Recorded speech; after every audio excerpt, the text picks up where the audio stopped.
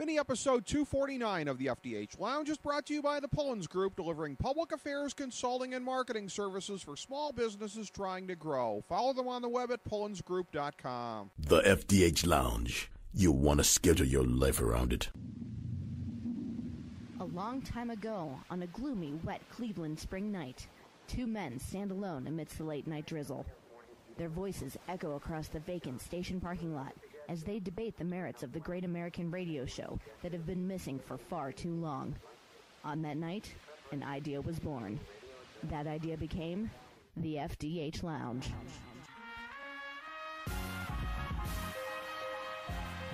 Welcome to the FDH Lounge. Okay, everybody, welcome to FDH Lounge, mini episode number 249, also the FantasyDraftHelp.com Insider. It's our 2013 NASCAR preview. Rick Morris here with our motorsports editor for FDH, Mike Ptak. How you doing, my friend? Excellent. How you doing, Ricky? Always good to be here with you, Mike. Thank you for your hospitality. My pleasure. My pleasure. Great to get to talk the cars going round and round with you here before the start of the season. And what better way to look at it here, to jump right in and take a look at the defending champ, Brad Keselowski. It's very interesting that in doing our draft guide, you can find it at Fantasy NASCAR Draftology 2013 at FantasyDraftHelp.com. There's a mouthful for you. There it is, yes. In doing that, we always do our experts draft board here, our compilation of some of our leading peers out there in the industry. We got Keselowski slotted second place. He was fifth on the experts draft board. Not a lot of respect for the defending champion, it seems. I'm wondering if a lot of it has to do with going from Dodge to Ford. Okay. Concerns there? It's rough. I mean, you very rarely see somebody that, switches manufacturers after winning a title. Okay. So that is kind of rare. You're right about that. But any special reason for concern? I mean, obviously you're going to hear happy talk during the off season, but there haven't been any real obvious points of concern, have there? No, not really. But everybody, it's Roger Penske in the open wheel world. That means a lot. Yeah. In NASCAR, it's still a name, but Rick Hendrick is still the name, and that's where you're going to see a lot of the Hendrick guys, just because it is Rick Hendrick up towards the top. Yeah, and that's understandable. But Keselowski last year, one of the big keys to winning the championship, we always take a look. We always apply our UQB statistic to NASCAR as well as to the other major sports here, averaging out how they did on the major track types. It's, of course, most important to be strong on the intermediate tracks because that's two-thirds of them, 24 out of 36 tracks. He averaged a fifth-place finish on those last year. Pretty good across the board, though, Mike. Third on restrictor plates, fourth on the short tracks, sixth on the super speedways, and fifth on the road courses. So he doesn't have a weak point in his game, it seems like, at this point. No, he's been very, very solid, very consistent. And, once he got his chance in the big leagues and he signed with Penske, he's really shown people what he can do. And, I've always been a fan of Brad's, and he's taken the ball and run with it. And, he has. Kurt Busch has moved on, and, he was playing second fiddle to Kurt for a while. He took over the Blue Deuce and makes Roger Penske look like a genius. He really has. And the guy who, even prior to becoming the Cup champion in NASCAR in 2012, the social media champion by far, no question about that. Anybody that twit pics from his car, that tells you everything you need to know about dragging that sport into the 21st century. Yeah, but he got in a little trouble for that. But I thought that's when I started following. They're like, he's on his iPhone. What is he doing? And all of a sudden, I'm like, okay, I got to see what's going on. And so I started following Keselowski, and I'm like, oh, my God, he's tweeting, and he's tweeting pictures. Yeah. I'm with you. I think it's pretty sweet. I think it's brilliant. Yeah. Yeah. I mean, that's how he really carved out a name for himself even before winning the championship last year. A fifth-place finish in 2011, so you could kind of see it building and progressing in that way. We have a 3-year history on our draft board in our draft guide of where the finishes were in the last couple of years, and you got to go back to 2010 to find this guy on top, although he's number one on our draft board. Sixth place finish last year, third place last year, sixth place in 2011. Jimmy Johnson, he was first on our UQB last year, first on the experts draft board, despite being first on the UQB. Very interesting. Number one on the intermediate tracks last year. Again, two-thirds of the track, so that's important. second on the short tracks, second on the road courses, not in the top 20 on the super speedways or the restrictor plate courses. So I don't know that you could necessarily point to that as a reason that he didn't win the Cup title last year, but that might be something that they're trying to work on in the off season, is trying to get right on those, because between restrictors and supers, that's 10 of the 36 races. Yeah, Rick Hendrick and Jimmy Johnson is such a driven individual that he's going to take nothing less than winning another championship. Mm-hmm. And it's just so hard to bet against the guy. Mm-hmm.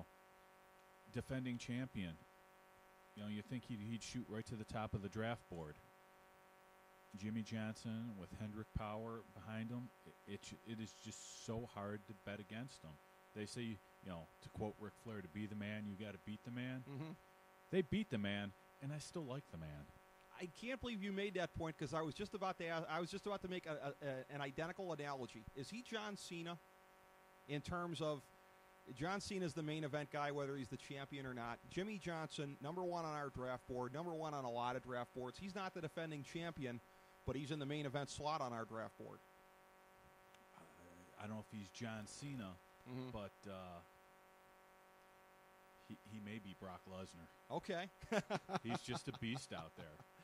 Yeah. Except he'll be there every week. He will, and he'll be laying down the NASCAR equivalent of the F5 on everybody. Hopefully, he doesn't do it to France. That would be funny. Too soon? Too soon. Way too soon. If we read about Bill France on the NASCAR website having hip surgery, you'll know that's what precipitated it. So Jimmy Johnson is up there. The guy that's third on our draft board, though, behind Keselowski at 2, JJ at 1. The guy who tied Brad Keselowski last year for second place on our UQB, Greg Biffle. Somebody who, again, very strong across the board. Fourth on intermediate courses, fourth on restrictor courses, tied for sixth on the short tracks, third on the super speedways, fourth on the road courses.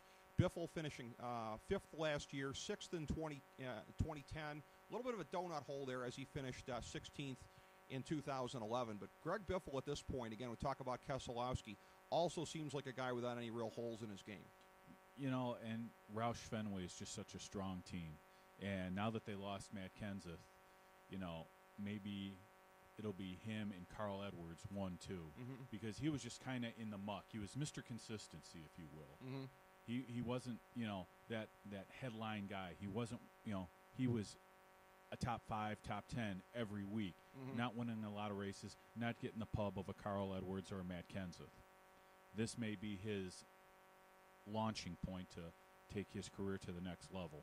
Interesting. Well, let me ask you about a couple guys in general here, because the big surprise to somebody like me, and again, you are so much more engaged in this and following this even closer than I am, of Keselowski winning last year. The big surprise to me, in my estimation, it seemed like he leapfrogged a couple of guys who were basically there, like, okay, if Jimmy Johnson doesn't win, we could be looking at Greg Biffle. Certainly everybody says Carl Edwards, Clint Boyer, Kyle Busch, certainly with all the talent in the world, Denny Hamlin maybe. What do you make of that, and what do you make of the motivation of some of these guys in there that were thought to be sort of next in line? And here comes the young guy, Keselowski, 2 years removed from a 25th place finish, leapfrogging him.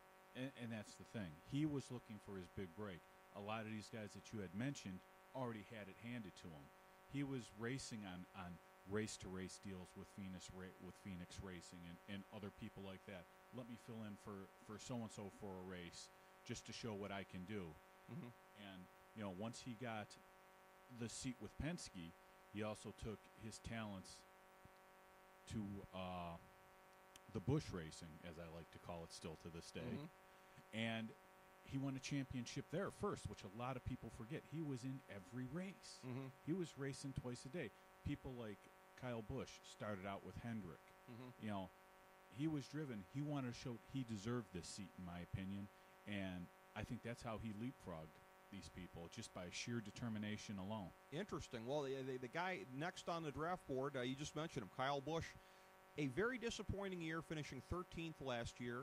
But again, third on the experts draft board, so a lot of people expecting him to bounce back. He did make the chase in 2011, but only finished 12th there. So he goes from being the top non-chase racer last year to the worst chase racer in 2011, 8th place in 2010. He's a guy that I think about 2 years ago, we might have even had number 1 on the draft board. So he has all the talent in the world. Got to be able to put it together. Again, you look at it, he only runs 12th on the intermediate courses there, so that might be one area of obvious improvement. But what's the sense going in? Because he seems like he could be one of the 2 or 3 biggest X factors in NASCAR this year. It seems every year, is this Kyle Busch's year? Is this Kyle Busch's year? You know, I think Kyle Busch, like his brother Kurt, he's kind of a head case. And now that he has his own team that he's trying to manage, I don't know if his head is really in the sprint comp right now. Okay. And, when you're working for the coach, Joe Gibbs, he demands a lot out of you.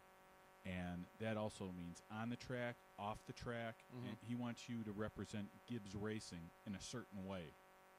And, if Kyle Busch can ever put all his problems aside, there's very few people with as much talent as Kyle Busch. I just think that a lot of it is upstairs. When you talk about everything between the ears, you have to wonder about the pressure also in terms of, I think we would agree, and if you look at the trajectories here, he's only part of the way through his career, so is his brother. But he's surpassed his brother a couple of years ago. That's not likely to change anytime soon. So he's likely to go down as having a better career than his brother. And yet his brother won the championship in 2004. Is that additional pressure that I've passed him, I'm better than him now, but he's got a championship and I'm still chasing my first one? That could be motivation for him, absolutely. And look where Kurt's at right now. He's I think last year we were asking ourselves at this very time: is it the driver? Is it the ride? And I think we pretty much found out when Kurt signed with Phoenix Racing. He had his flashes,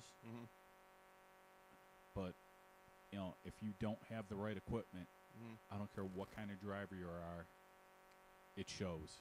Yeah, 25th place after 11 and 11 the previous 2 seasons, so making it into the chase, but kind of stumbling once he did. Yeah, he is eons behind his brother. We'll be getting to him on our 3rd tier of drivers subsequently. On the 1st tier, Casey Kane, number 5 on our board, 2nd on the experts draft board, so he's getting a lot of credit out there from the NASCAR media. 4th last year in the chase, 14th in 2011, 20th in 2010, so relatively soon that he's been on this upper tier. He's been targeted to be at this point for a while. Only 9th on the UQB last year, interestingly enough. I think some of that had to do with the fact that he was 9th on the intermediate courses last year. So what are your thoughts on Casey Kane, who is really getting pushed by a lot of the media out there as a big contender to win this year? Yeah, he is. And, it's his 2nd year with Hendrick Racing, I believe. So I think, he's getting more comfortable.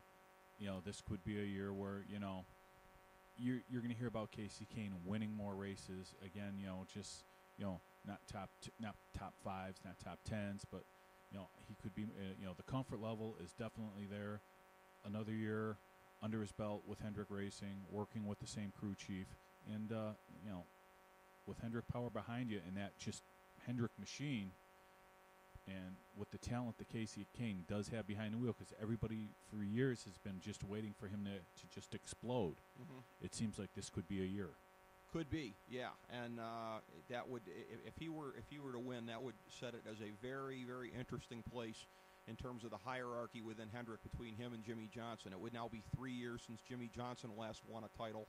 So it would almost be the thing here of if Casey Kane wins, and granted it's only one, but it would almost kind of be, is Jimmy Johnson now to Casey Kane what Jeff Gordon became to Jimmy Johnson at some point? That could be very interesting. Yeah, but they're both still young. Yes. That's the thing. Okay. So is it the two-headed monster?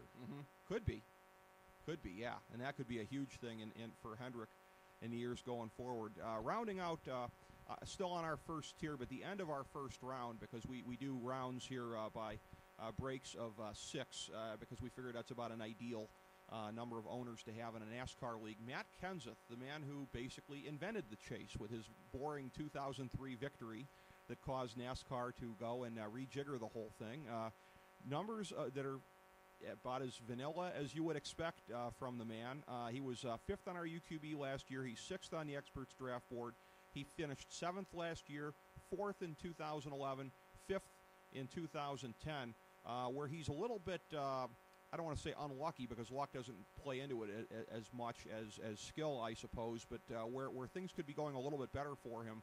He tied for 10th on intermediate tracks last year, had much better numbers in the other track types. Finished 1st on average on restrictor plate courses, 3rd on short tracks, 1st on super speedways, tied for 7th on the road courses. Matt Kenseth, with a little bit better showing on the intermediate tracks, would have been really right there at the end last year. Absolutely. Brand new team, brand new car. You know, when you thought of Ford Motor Company, really, you know, you used to think about Carl Edwards, that was thrown at you, and Matt Kenseth. Those are just two of the big drivers, and it's a loss for Ford. And Joe Gibbs had a nice upgrade. Yeah, he lost young Joey Logano, but he really got somebody who is, like you say, Mr. Consistency. Yeah, just always there, always getting done, always grinding it out. 7th on our on our draft board. He was tied for 9th on the Experts Draft Board, 6th on our UQB stat for last year. Clint Boyer, who was right there at the end, finishing 2nd. Again, another one of these donut hole guys. He was 10th in 2010, so he made the chase then. 13th in 2011. You've always got, these days, at least one or two premium drivers who are on the outside looking in, and they typically finish 13th or 14th because they finish about as good as you could possibly do. Really, in the same year, in 2011, Casey Kane finished in 14th place, which kind of buttresses my point. For Boyer, again, pretty good across the different track types except for 14th on the super speedways. That's his lowest finish. 1st on the short tracks, 1st on the road courses, 8th on the restrictor plates, 8th on the intermediate courses last year. Boyer, again, a guy who was pretty strong across the board and had a real good look at it going into the last race. He did, and throws a pretty good right cross, according to yes. Jeff Gordon's crew. Yes, he does. What would it take for Clint Boyer to be a guy to put it all together? We talked about that. He's one, and how fitting that he finished 2nd last year, right? Because he's one of those guys that got leapfrogged by Keselowski. He's been sort of in the holding zone the last couple of years. What would it take for him to take that final step? Boy, you know, he's one of those. He's very consistent. This is his 2nd year with Toyota, 2nd year with Michael Waltrip Racing. You know, I've always been a Clint Boyer fan. When he was with Childress Racing, you know, he was Kevin Harvick. You know, he was the spotlight guy. Now that Clint Boyer's gone over to Michael Waltrip Racing, him and Mark Martin, you know, Mark Martin not running a full schedule, are headlining over there, and Toyota just doesn't like to lose, and they're putting a lot of money behind Michael Waltrip Racing. It's Michael Waltrip Racing and Joe Gibbs Racing, just absolutely head and shoulders above the rest as far as Toyota and who they're throwing their money at. Okay.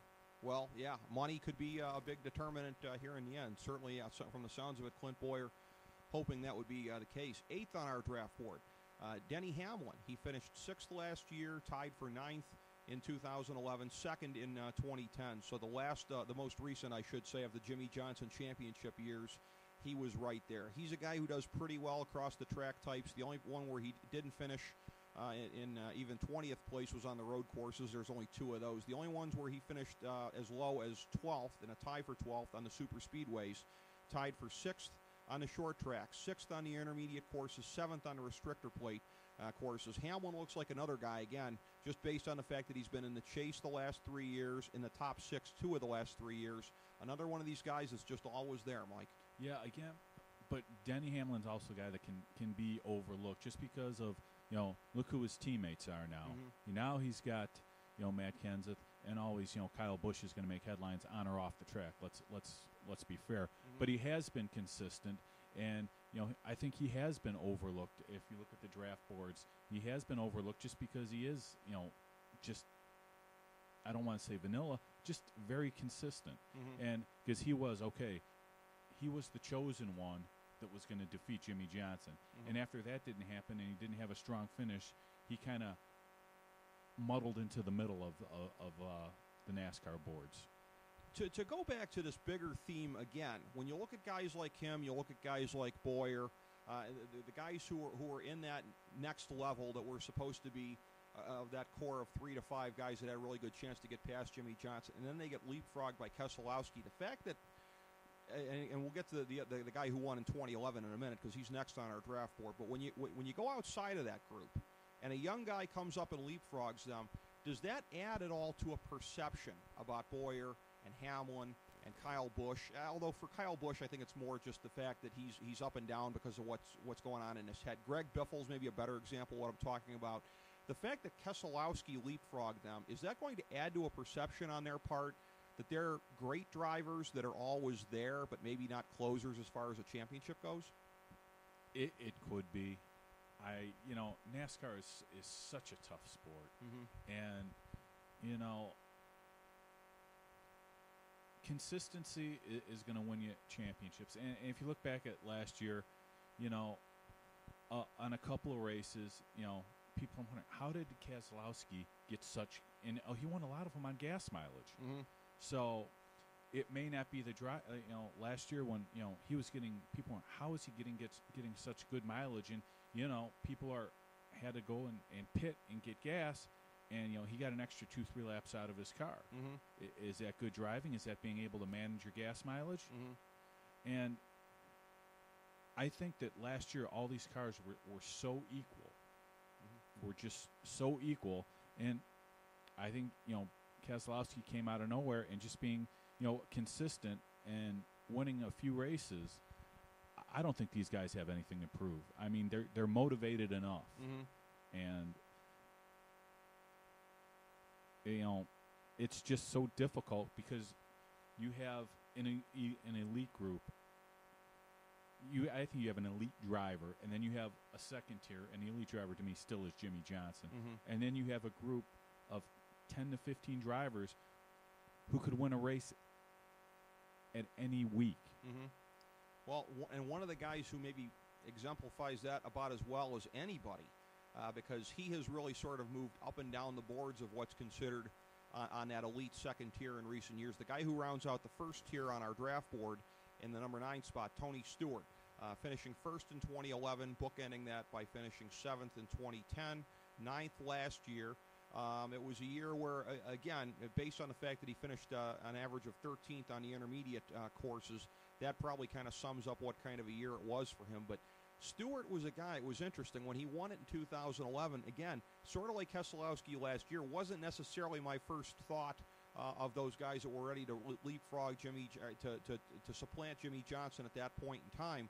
But he did it. Stewart, over the years, it seems that it's been a little bit more fluid, whether he's right on the doorstep of being the top guy or as he is right now, a little bit further down. He's also 8th on the experts draft board. And he usually gets hot June, July, and August.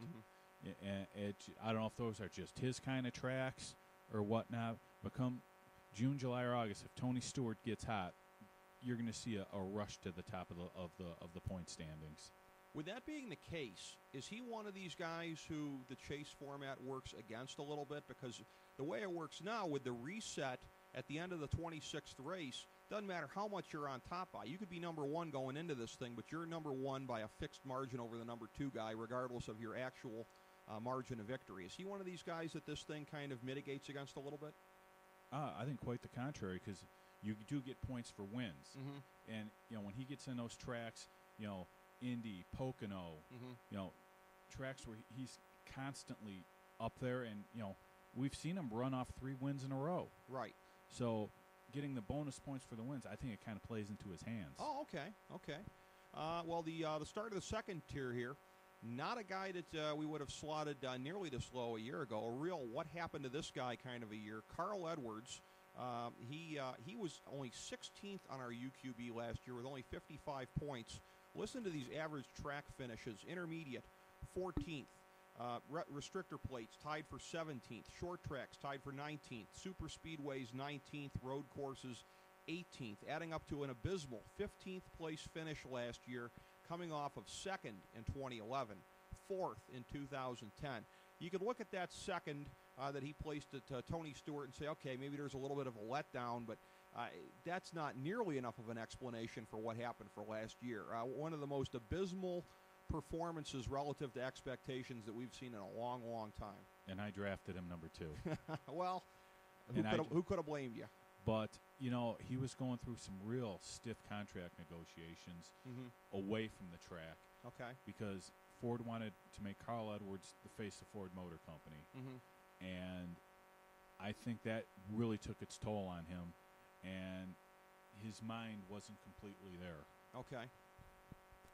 Do you have optimism for that, with that now being in the rearview mirror? That being in the rearview mirror, I wouldn't be surprised if you see the same old consistent Carl Edwards. Okay. And he was pretty strong before that, obviously. 11th place, one of the big, on our draft board, one of the big enigmas in NASCAR in recent years, but the cash cow still, as far as marketing goes, Lil Lee, Dale Earnhardt Jr. Now, he finished 4th last year on our UQB, 168 points, which is interesting because he only finished 12th overall. So in a fantasy sense, he had a little bit better of a year than he really would have on the tracks.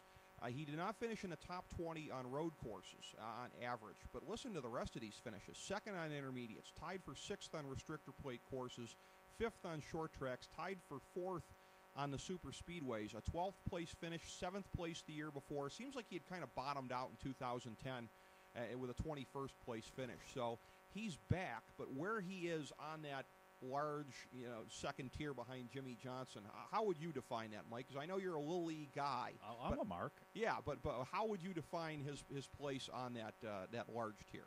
In the large tier, I put him towards the bottom. Okay. But he's there. The thing about Earnhardt, before last year, if you saw what he did on the intermediate tracks, it was terrible. And that's where he made his money. Yeah. That's where he made his rush. He wasn't winning the races on the intermediate track, but he was making top 10s. He was finishing in the point, shall we say. And that's where he made huge leaps and bounds, is by being able to run well on the intermediate tracks and look at the big picture. Was that something that he really was able to prove there in terms of, because we talk about this before, is it the driver or is that the car? This is a guy that, for a myriad of reasons that overlap, I think you could say both his name certainly, and also the talent that he flashed when he was younger and when he was coming up. So to a certain extent, his own pedigree on the track. He's always had the best of everything, particularly over with Hendrick there. Is that something where he really kind of proved that, hey, I might have top-notch equipment here, but look at the job I did improving also?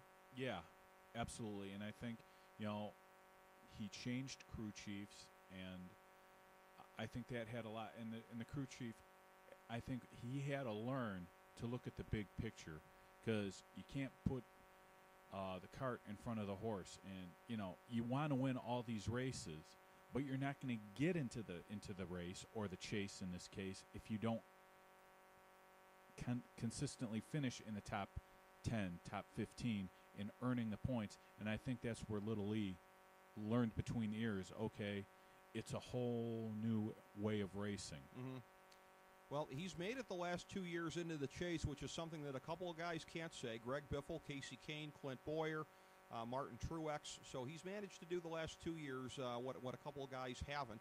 Somebody that's been in there the last 3 years, he ends out our second tier of drivers at number 12, and he's the last of our guys who are painted silver on our draft board here, signifying second-round value in a 6-team league. Jeff Gordon, very consistent, but again, looks like sort of lower second-tier consistency. Tied for 9th on the experts draft board, but he finished 10th last year, 8th in 2011, 9th in 2010.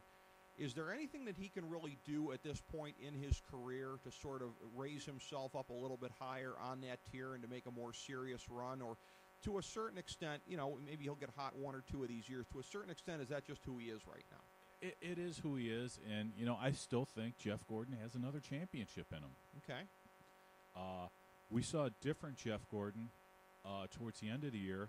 He started showing some emotion. Obviously, ask Clint Boyer. Yeah. And, I think taking that and moving forward, Jeff Gordon is another guy who, if he won another championship, would you be surprised? I guess it would depend on what led up to it. If we're off the last 3 years, I guess so. If he had like a 4th or 5th place finish in a year that kind of set the table for it, I guess I wouldn't be. In other words, it sort of depends on if it comes out of nowhere. And wouldn't you figure at this point, if he wins it in 2013, it is kind of coming out of nowhere? Strong finish towards the end of the chase. And okay. Again, I'm remembering what he did. Okay. In the past, he won some champions. Jeff Gordon's in racing sense. He's not old. No. But if he won a championship, okay, let's think. Okay, it's Jeff Gordon. He's got multiple championships. He runs for Hendrick Motors. He's won on just about every track that they race at. Mm-hmm. If he won a championship, I wouldn't be stunned. Mm-hmm. It would not surprise me at all. Well, again, like you said, he's got the best of things behind him here. Moving to the third tier, and we'll take this collectively and see what names jump out at you. 13th place, Martin Truex Jr., who finished 11th last year. Kevin Harvick, 14th place, and 14th place on the Experts Draft Board. Very interesting because 8, 3, and 3 were his finishes the last 3 years in the chase. Joey Logano, 15th place, still looking for that breakthrough year, but 17th place last year. 16, Kurt Busch, we talked about him already. 25 last year after being 11 and 11 on the finishes in 2011 and 2010, respectively. Ryan Newman, 17th on our board, 14th last year, but tied for 9th in the chase in 2011. And Paul Menard in 18th place. His finishes the last 3 years, 16, 17, and 23. So a guy who's looking to kind of break up to another level here if he can. So any particular thoughts about those names there? I mean, the name to me that stands out is obviously Kevin Harvick. You know, they call him the closer, and, he's just a solid driver. He's another guy that, if he makes it into the chase, wouldn't surprise me if he won it. He's got the talent. He's got the backing behind him. That he's just a solid driver that always seems to be on his game. Yeah. Well, I mean, he took the bronze medal in 2011 and 2010, so he's been close before. So that backs it up. Yeah, and he's got, I've always been a Childress guy. I'll be honest with you. He doesn't get the publicity of a Gibbs or a Hendrick, but, he always seems to get good racers, quality racers, and they finish in the chase, in the money, and, again, a lot of people are just going to remember Kevin Harvick for taking over for Dale Sr. What a coincidence, Mike, because also in the NFL, the same Joe Gibbs places ahead of the name Childress on a regular basis as well. Funny how that works out. Moving to the fourth tier, 19th on our board, the favorite out there for Rookie of the Year in NASCAR. Don't call him Mr. Danica Patrick. It's Ricky Stenhouse Jr., 20th place on our draft board, Marcus Ambrose. 21, Eric Almirola. 22, Jeff Burton. 23, Juan Pablo Montoya. 24, Jamie McMurray. 25, David Reagan. Stenhouse running for Roush Fenway. To me, the clear-cut choice to be Rookie of the Year. Juan Pablo Montoya, I think this experiment has really run its course. I think it's time for him to go back to open wheels and say, Mr. Ganassi, I'd like to thank you for the opportunity, but it's time for me to go back to open wheels. Yeah, I would think so as well. Now that open wheel is a little bit more viable than it was when he first came over, I could see that being the case. Yeah, Stenhouse is a guy who's on our sleeper list for this year. Certainly, I would agree with you on that. A guy who could certainly even outpace the 19th place finish that we have forecast for him. The next tier on our draft board, the fifth tier, 26, Mark Martin, a guy who's getting overvalued in a lot of places. 17th on the Experts Draft Board, but as you said, he's not racing a full season. 27, Brian Vickers, a guy who at one time had a pretty good career going. Similar age to some of the names that were out there before, but a guy who just wasn't able to follow through on it. 28, Bobby Labonte. I think when we're doing a draft board 10, 15 years from now, we'll still have Bobby Labonte slotted 28th. And in 29th place, Reagan Smith. Yeah, Brian, out of those names, Brian Vickers, to me, his name jumps out. He had a really severe injury. I believe it was like a blood clot, and that kept him out of racing. But when he did race for Michael Waltrip last year, you saw him running towards the front. Okay. Real sleeper potentially then. I Okay. think so. I All really right. think so. And the final tier on our draft board, the sixth tier, at 30, Casey Mears. 31, the aforementioned Danica Patrick. I'd and hit 32. that. Wait, this isn't the I'd hit that draft? No, it's not. And by the way, if we're talking motorsports, I'd first mention Ashley Force in the picture well before Ms. Patrick. Nice. Yes. And 32, Travis Kvapil. So those are the names rounding out the sixth tier. Nothing really, jumps out at me, from that bunch. Danica Patrick, just simply on name value alone.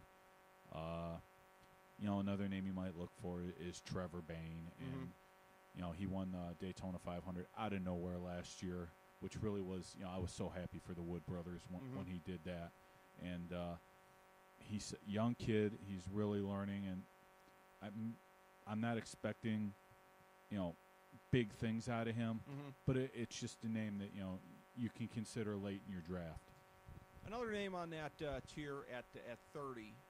Would you give him the same advice you've given Juan Pablo Montoya, that being Casey Mears? Because I look at it, and again, and the funny thing is, in an open wheel back in the 80s, his uncle was pretty much my favorite because he whooped The up Rocket? he loved the Marlboro machine. Oh, yeah, and he whooped up on all the foreigners. That was what I liked as a little kid there in the 80s. So I'm a big mark for the Mears name, but is it time for him to maybe heed the same advice and go see if he could do a little bit more damage in open wheel? It's kind of funny because the only track type that he placed in the top 20 on last year, of course, the road tracks, he was tied for 13th. Too bad for him. There's only 2 out of 36 NASCAR races contested on that. Yeah,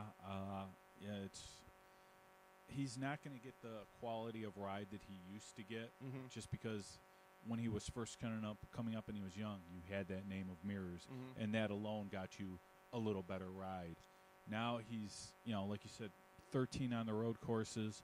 He's on the side of a milk carton everywhere else. Yeah, it may be time to try something else. Yeah. To get on with your life, kid. Go back to open wheel and see what kind of damage you can do there. So, in retracing this again here at the top of our board, Jimmy Johnson, the number 1 slot on the board. That means by default, by definition, my pick to win the championship this year, if you put a gun to my head. So what would you say, Mike? Yeah, I'm with you. Okay. Jimmy Johnson. Okay. Yeah, how can you not be based on what he's done? Again, you expect some improvement from him on the restrictor plate courses and the super speedways. Not in the top 20 on either of those last year, shockingly enough. But I don't think we'll be sitting here in 2014 looking at a donut hole on those, Mike. No, not at all. No, he's too strong all the way around. All right, so Jimmy Johnson, our pick to win the championship this year. Thanks very much, Mike, for the great advice, and we'll be checking back over the course of the year.